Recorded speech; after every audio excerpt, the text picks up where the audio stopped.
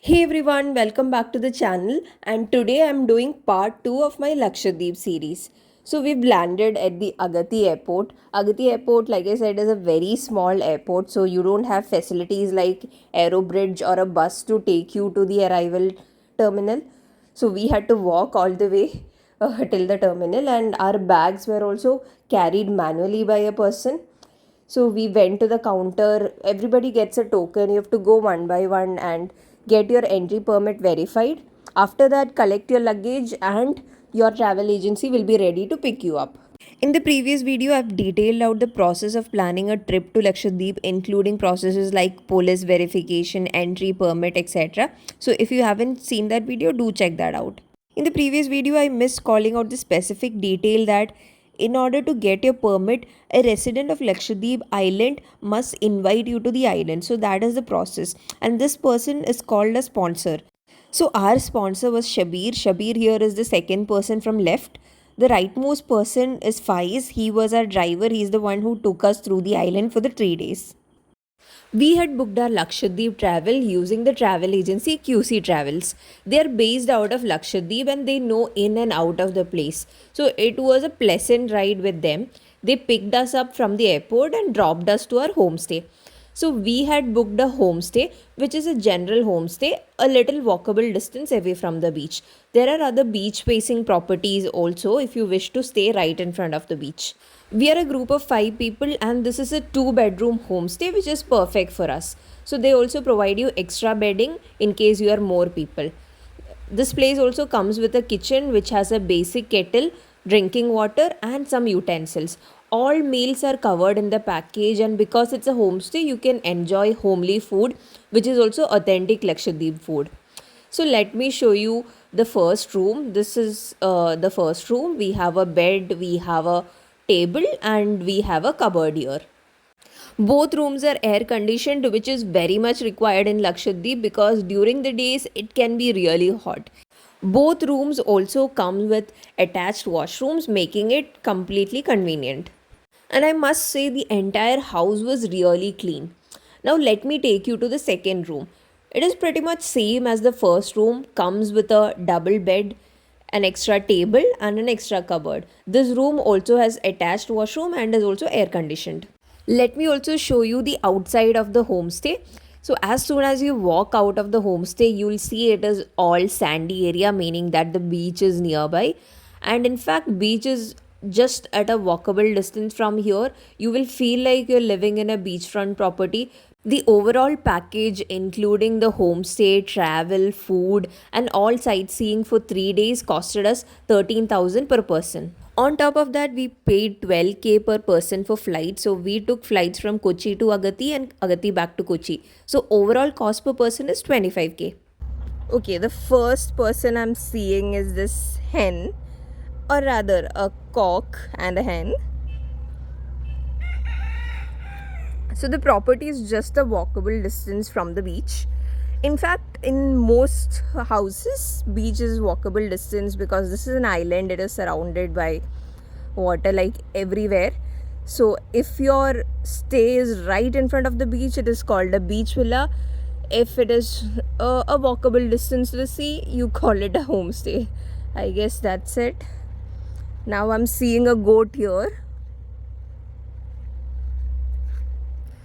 Look at those colors.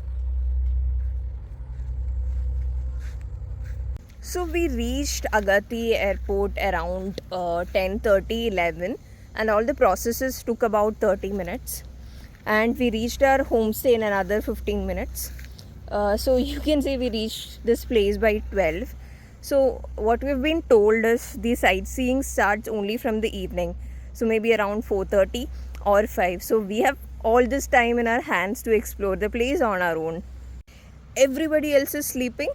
I, being the most enthusiastic one, has decided to venture out in the sun and show you what it is like. Honestly, it's not as sunny as I expected. I don't know if it's only about this place. Everything else might be sunny, but let me show you how it looks right outside now. So this is a stretch of road There is a beach right outside. Look at those waters. They're like clear sky blue, turquoise blue. So this beach is called Lagoon Beach. It is located in the western side of Agatti Island and is known for its shallow lagoon waters, perfect for swimming, snorkeling and other water sports.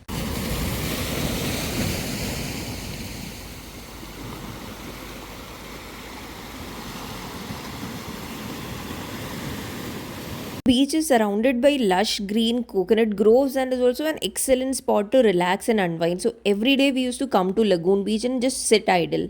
Okay, I take back what I said. I said it was not sunny. It has suddenly become sunny. It was all shady till now, and in like a minute or so, it has become very sunny. And I haven't carried my sunglasses, nor have I worn sunscreen. So let me get back. So the football culture seems to be very strong here. I just saw this France, Belgium, Portugal signs. I also saw people wearing Argentina and Brazil t-shirts. Okay, there is more. So there is Holland, there is Brazil fans. I'm yet to locate Argentina fans here. Okay, so that's our homestay. I am proceeding towards our homestay. I think I'm very hungry at the moment. Our homestay person is gone to bring food, so he'll bring food now and we'll all eat our lunch. By the time I got back to the homestay, they had already brought lunch for us. It was a typical Kerala Lakshadweep kind of lunch. We had rice, we had dal, we had chicken fry. So it was a very homely and a tasty meal.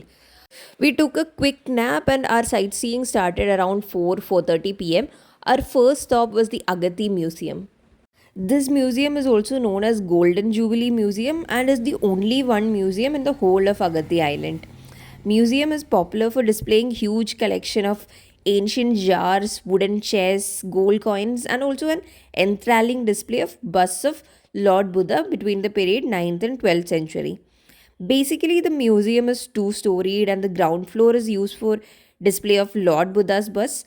Artifacts available at the museum show you detailed information about the era even before Islam's arrival.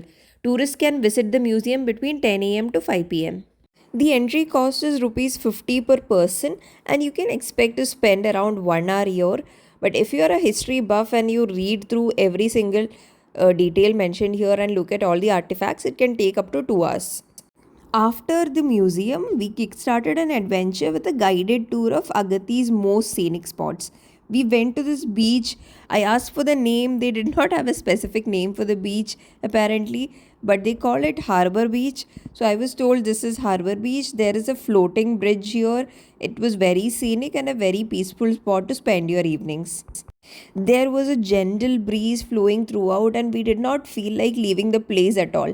But our tour guide kind of convinced us, saying that all our next stops are also going to be beaches, so we don't have to be really hung up on this one beach.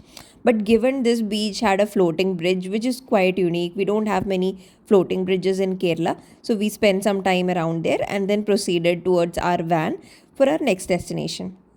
After Harbour Beach, we were taken to two spots known as the East Jetty and West Jetty. This right here is the East Jetty. So, this is a ship which carries food from the city to the island. So, most of the canned foods, vegetables all come from Kochi. So, this is one such ship bringing all those things to Lakshadweep. As expected, this place was not crowded and only had workers, and we spent a serene evening here. After Eastern Jetty, we again got into our cab and then proceeded towards our next destination. It was almost time for sunset, and they told us that the beach that we're going to is the best spot for sunset in Lakshadweep. This beach is known as the Andham beach, and oh boy, they were not kidding. There was such a beautiful golden hue throughout this beach. That marks the end of our beautiful first day in Lakshadweep, and then we proceeded to our homestay. If you've enjoyed this video, do drop a like, or if you have any questions, drop them in the comment section and I'll try to give you all the answers. Do not forget to subscribe to Mrs. Explorer for more travel content. Until then, bye.